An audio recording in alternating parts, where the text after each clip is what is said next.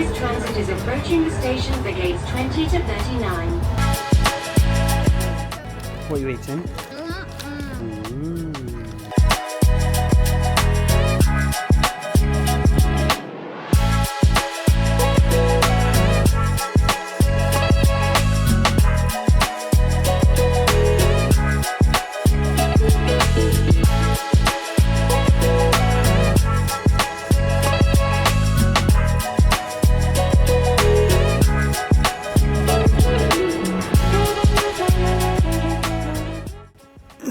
We have finally landed in Austria and travelled probably about 3 hours transfer from Vienna, and the plan is to do some skiing and some snowboarding.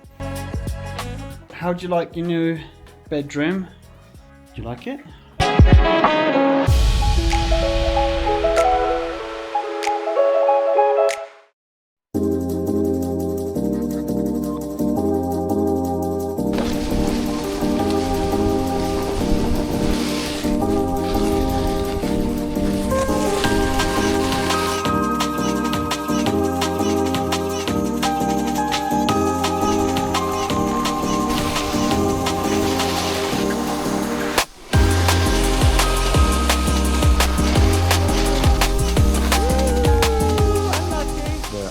With the condition, you have to prepare for everything. So for me, I've got quite a higher tolerance level than most, which makes it much easier for me. But even so, I still took food with me for the morning, and then took a prepared lunch for myself for the car journey as well, because it was crossing over kind of lunchtime to late afternoon.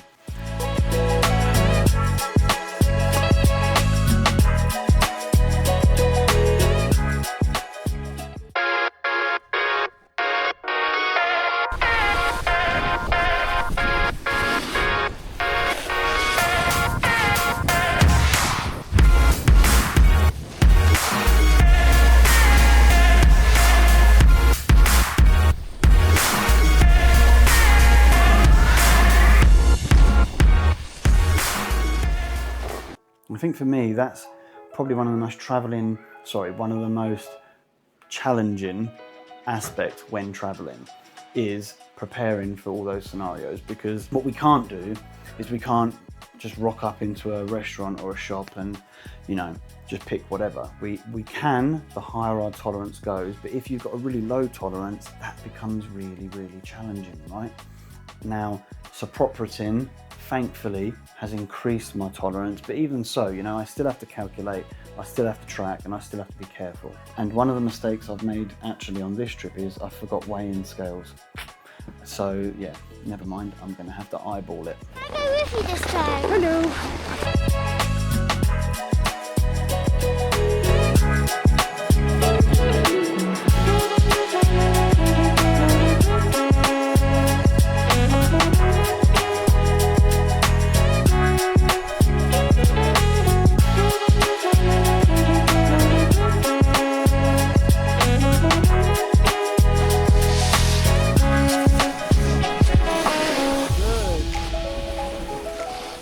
But I think that's why it's so important, I think, for people across the world to get some form of treatment as we move forward in terms of the progression of the condition. Low protein is supposedly the low protein diet is supposedly a treatment. However, it limits us so much, so much. So actually, in my mind, I'm incredibly grateful for that. But actually, what I see as treatment is access to supplement, access to low protein foods, but also access to new treatments as they come through. One of the fears that I've got is that governments won't want to pay for it.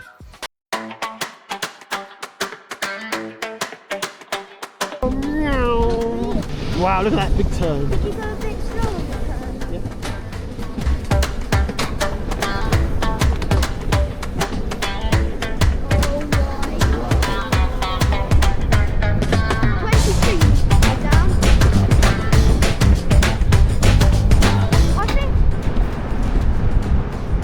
That made you stop talking, didn't it?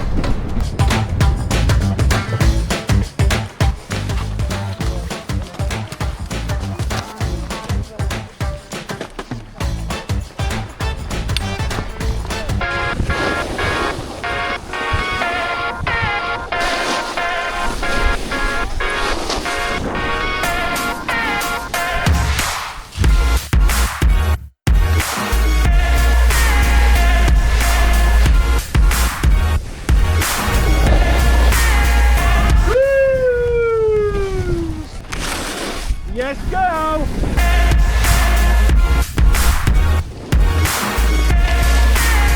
Go, baby!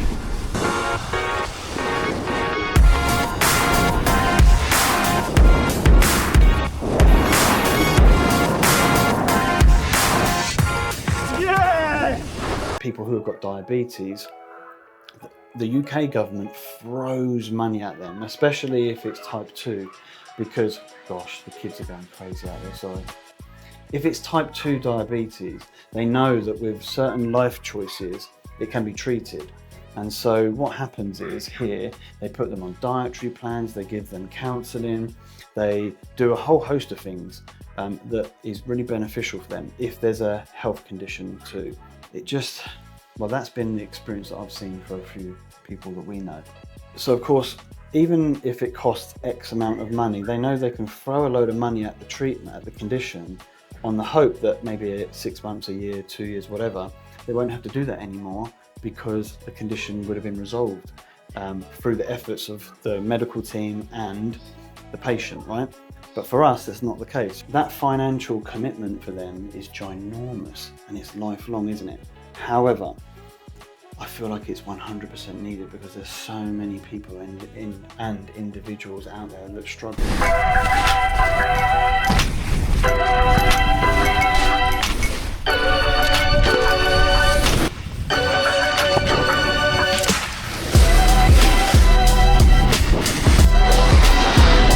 Hello? Can I get up? Did you fall off this? Uh-oh. Whoa!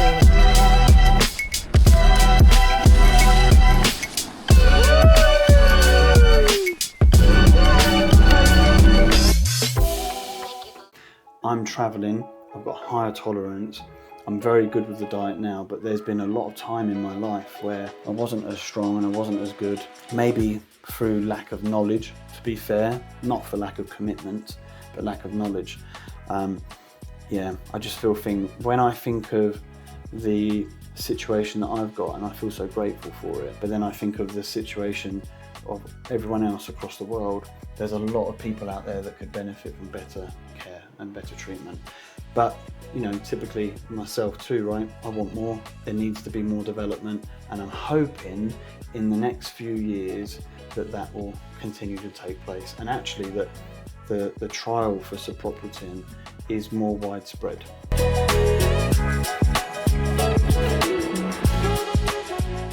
But what I would say is that if you don't travel that often and you have the condition, and it might be maybe because of a fear element, anxiety of traveling with the condition, I think with preparation, that's what it is. For prep, just do the prep in advance, it makes it slightly easier. It's never perfect, you know. We don't have the luxury that, you know, a lot of people have where they can just go to a cafe or a restaurant or whatever. There's so much home cooking that goes on. But one of the things I like about skiing, though it's a really expensive, you know, hobby, is that they do all come with kitchens, so you can prep and prepare.